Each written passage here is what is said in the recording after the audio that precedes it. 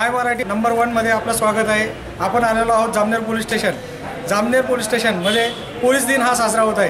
तर पोलीस दिन साजरा करण्यासाठी या ठिकाणी सेंटर बोरा स्कूल इथले विद्यार्थी उपस्थित झालेले आहेत। पण कार्यक्रम बघणार आहोत तो पोलीस दिनाचा। अभिनंदन करतो, हार्दिक स्वागत करतो। आता लहान मुलं असते, लहान मुलांना प्रत्येक वेपनबद्दल उत्सुकता असते। सरांनी सांगितल्याप्रमाणे तुम्हाला आता सरांनी सांगितलंय की हे वेपन कोणाकडेच असू शकत नाही। तुम्हाला वेपनचं हँडलिंग करायचं असेल तर सर्वात प्रथम पोलीस खात्यामध्ये यावं लागेल, त्याचप्रमाणे मिलिटरीमध्ये किंवा पोलीस खात्यामध्ये यावं लागेल। आपल्या इथं समोर टेबलवरती जे वेपन ठेवलेले आहे त्या प्रत्येकाचं वेगवेगळं वैशिष्ट्य आहे, प्रत्येकाचं वेगवेगळं वैशिष्ट्य असून प्रत्येकाची वेगवेगळी माहिती आहे। हे जे वेपन आहे याला पिस्टल म्हणतात, 9mm पिस्टल। पोलीस खात्यामध्ये जो अधिकारी वर्ग असतो PSI पासून DYSP पर्यंत तो अधिकारी वर्ग हा वेपन वापरू शकतो। त्या अधिकारी वर्गाचं हे जातीय हत्यार आहे, याला 9mm पिस्टल असे म्हणतात। याच्यामध्ये 13 प्रकारचे राऊंड बसतात, याला मॅगझिनसुद्धा असते। या मॅगझिनमध्ये 13 राऊंड बसतात। हे ॲटोमॅटिक वेपन आहे, एकदा ट्रिगर दाबल्यानंतर एक गोळी राऊंड फायर होते।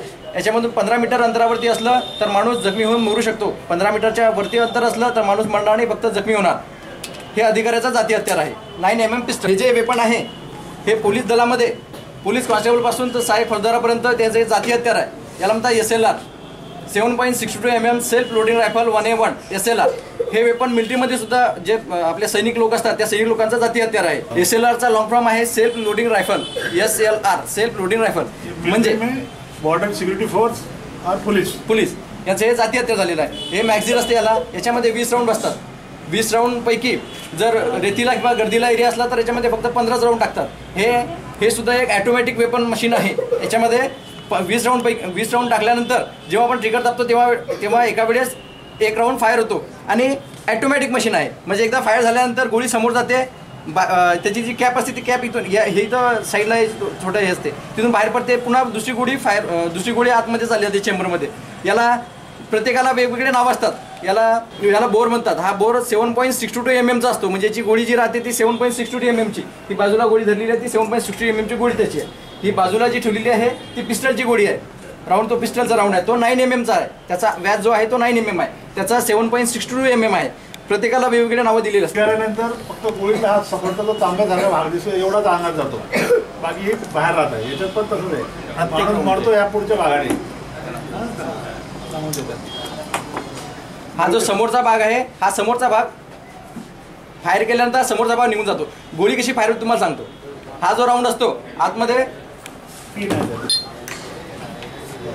याच्यामध्ये गोळी टाकल्यानंतर जेव्हा आपण कॉक करून हा ट्रिगर दाबतो, ट्रिगर दाबल्यानंतर आतमध्ये एक हातोडा असतो, तो हातोडा या गोळीच्या मागे परक्युशन कॅप मध्ये हा गोल राऊंड जो दिसतो ना त्याच्यावरती टच करतो। टच केल्यानंतर आतमध्ये चिंगारी तयार होते। आतमध्ये हा एवढा मोठा जो भाग आहे या भागामध्ये बारूद भरलेली असते। चिंगारी निर्माण झाल्यानंतर आतमध्ये पेट होतो, गॅस तयार होतो। त्या गॅसच्या जोरावरती हा समोरचा भाग जो आहे हा भाग एकदम जोराने समोर निघून जातो। आता ही गोळी जी आहे या गोळीमध्ये 300 यार्डपर्यंत जर व्यक्ती असेल, 300 यार्डपर्यंत तर माणूस जखमी होऊन मरतो, 300 यार्डच्या समोर असेल तर माणूस जखमी होतो।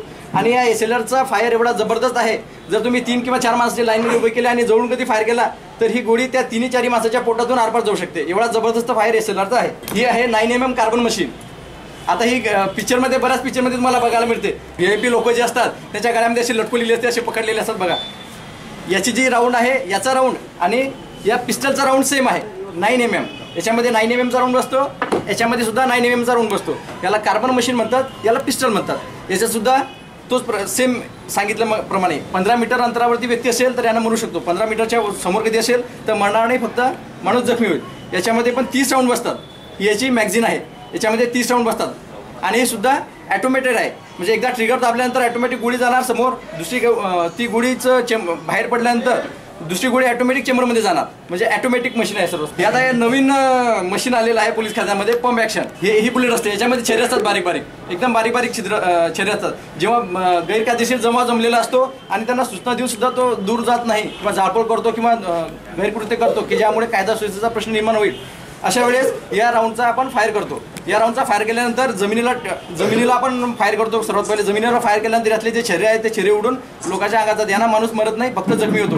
पण तो एकदम जवळून कधी मारलं तर यानं सुद्धा माणूस मरू शकतो। अशा प्रकारे आपण वेगवेगळे वेपन बघितलेले आहे।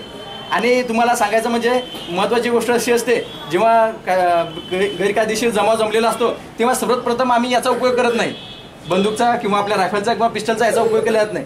सर्वात पहिले पब्लिकला सूचना द्याव्या लागतात की बाबा तुम्ही इथून चालले जा, हे करा ते करा. ते ऐकलं नाही तर सर्वात पहिले आपण काठीचा इस्तेमाल करतो. आपल्याकडे जी लाठी दिलेली आहे लाठी मारतो. ते पण लाठी मारल्यानंतर सुद्धा ऐकत नसेल तर पाण्याचा फवारा किंवा कलर, पुन्हा हा गॅस फोडल्यानंतर तिथं धूर जमा होतो, अंगाला खाज येते, डोळ्यामध्ये पाणी येतं, त्यामुळे पब्लिक दूर चालले येते. हे सुद्धा ऐकून हे सुद्धा सर्व केल्यानंतर सुद्धा पब्लिक ऐकत नसेल तर मग सर्वात शेवटी आपण बुलेटचा वापर करतो, गोळीचा वापर करतो. त्यामध्ये सुद्धा प्लास्टिकच्या बुलेट असतात. सर्वप्रथम प्लास्टिकच्या बुलेटनं सुद्धा ऐकलं नाही तर मग पक्की गोळी म्हणजे या गोळीचा फायर करून आपण लोकांना कायदा सुव्यवस्थेचा प्रश्न निर्माण करण्याची शक्यता जेव्हा होते किंवा जे जाळपोळ करत असतात, हे करत असतात, त्याच्यापासून त्यांना दूर करू इच्छितो. ठीक आहे राजा. त्यातला स्प्रिंग ही स्प्रिंग हा इथं एक लॉक असते. हा लॉक असा केल्यानंतर हे ऑटोमॅटिक निघते. त्याच्यामध्ये राऊंड भरल्या जातात.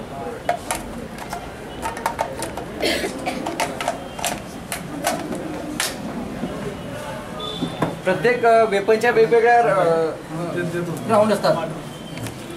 आता ही SLRचा आहे, हा SLRचा राऊंड आहे, हा पिस्टलचा राऊंड आहे या वेपनचा. हे पिस्टल आहे ना, या पिस्टलचा हा वेगळा राऊंड. याची जो व्यास आहे हा 9 mm आहे, म्हणून याला 9 mm पिस्टल म्हणतात. SLRचा जो व्यास आहे तो 7.62 mm आहे, त्यामुळे त्याला 7.62 mm म्हणतात.